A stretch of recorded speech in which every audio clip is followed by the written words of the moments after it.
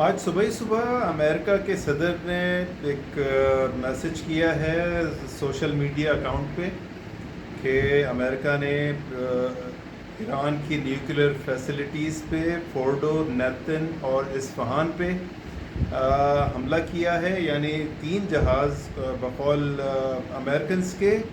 کہ ان کے 3 جہاز جو ہیں امریکہ سے چلے ہیں اور ان کی حدود میں شامل ہوئے ہیں ایران کی، اور وہاں پہ تینوں نے الگ الگ اہداف کو نشانہ بنایا ہے ایران میں، اور بقول ان کے کہ کامیابی سے اس کو سبوتاژ کر کے واپس چلے گئے ہیں. دوسری طرف ایران کا کہنا یہ ہے کہ چونکہ ہمیں پہلے سے اندازہ تھا کہ ان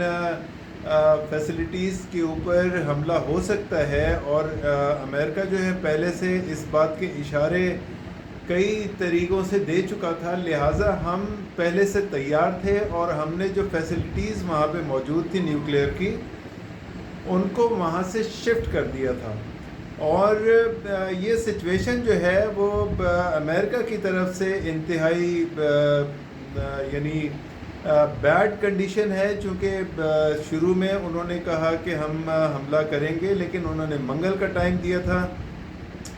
اس کے بعد انہوں نے سرے سے یہ کہا تھا کہ ابھی کوئی ٹائم مقرر نہیں ہے، اور اچانک سے آج صبح انہوں نے حملہ کیا ہے.